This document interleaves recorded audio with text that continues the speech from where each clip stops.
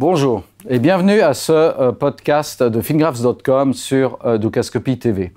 Aujourd'hui, nous allons revoir notre vue cross-asset et nos perspectives sur le premier trimestre. Pour ce faire, nous allons commencer avec une mosaïque sur notre plateforme fingraphs.com.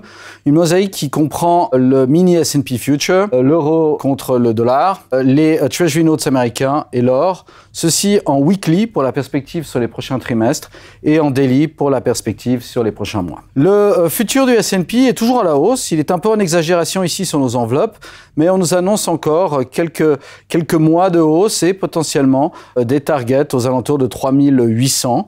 Notre indice de risque, pour l'instant, est remonté, mais n'est pas encore suracheté et pourrait ainsi laisser de la place pour continuer à la hausse. À plus court terme, sur le daily, on est aussi en exagération ici sur nos enveloppes, aussi sur notre indice de risque. Donc, on pourrait s'attendre à un petit pullback ici. Mais dans l'ensemble, à partir de mi-décembre, nous pensons que le S&P continuera à la hausse et potentiellement vers les 4000 qu'on n'arrive pas très bien à voir ici, mais qui sont plus ou moins notre objectif sur la mi-fin du premier trimestre. Sur l'euro, après 2 ans de consolidation qui a suivi la plupart des facteurs cycliques à la baisse, l'intervention des banques centrales ce printemps a permis de faire un très bon rebond et ce rebond est maintenant passé au-dessus de nos résistances autour d'1,20 et pourrait pousser l'euro à continuer à la hausse, potentiellement vers une zone entre 1,27 et 1,32 sur les prochains trimestres.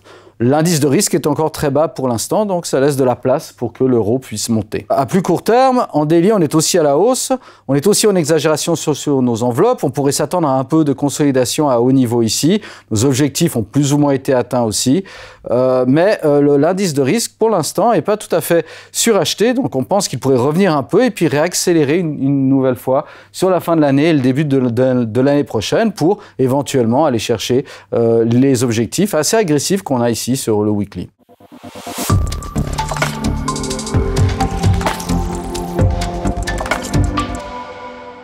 Les Treasury Notes américains, donc l'inverse des taux, sont toujours à la hausse, sans doute jusqu'au printemps. Donc on pense que les taux sont sans doute encore à la baisse jusqu'au printemps.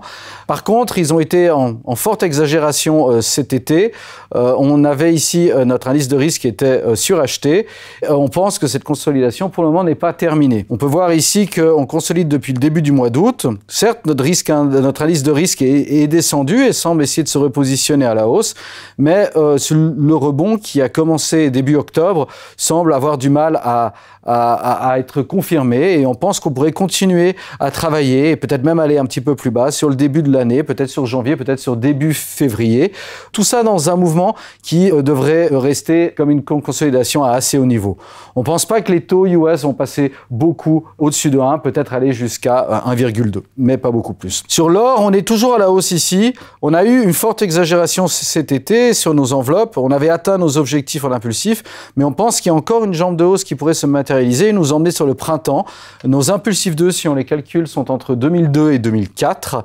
Notre indice de risque, lui, n'est pas encore dans la zone de surachat, donc nous laisse de la place pour encore monter sur les prochains trimestres. À plus court terme, on a une consolidation un peu plus profonde que sur les taux, mais aussi un bon rebond depuis quelques jours. Et on est plus positif ici sur l'or. On pense qu'il n'ira pas forcément faire de nouveaux plus bas dans cette consolidation. Pourquoi ? Parce que non seulement, bon, certes, il va peiner un peu parce que les taux ne sont pas en train de repartir fortement à la baisse, mais par contre, il va bénéficier de la hausse de l'euro et de la baisse du dollar. Donc, à cause de cette baisse du dollar, on pense que l'or pourrait repartir graduellement à la hausse durant décembre et janvier pour accélérer ensuite sur le printemps.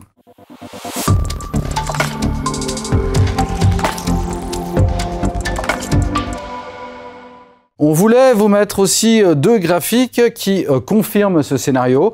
Tout d'abord, celui des staples, du secteur des staples américains contre le S&P 500.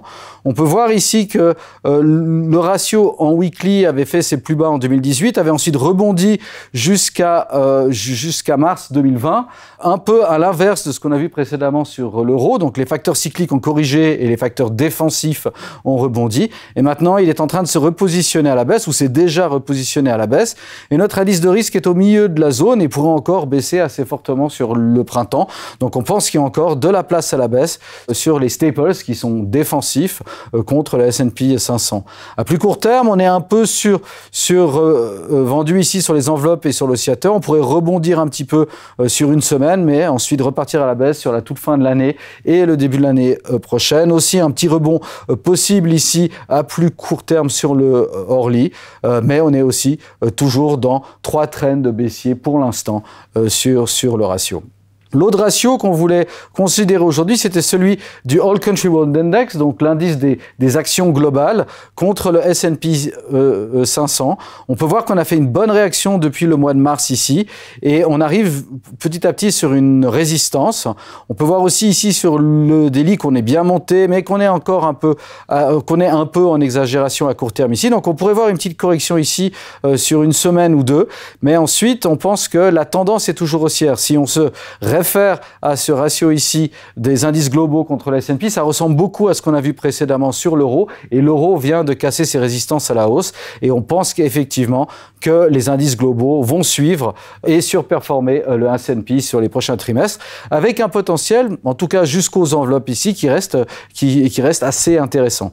Donc on est positif sur le reste du monde contre les États-Unis sur la mi-fin du premier trimestre. On pense qu'on peut revenir un peu ici et que ça sera une opportunité à prendre sur le daily. Et sur le hourly, on est un peu en exagération, ce qui justifierait peut-être effectivement d'une petite correction, mais qui, de nouveau, est une opportunité selon nos analyses. En vous souhaitant une bonne semaine, je vous remercie beaucoup.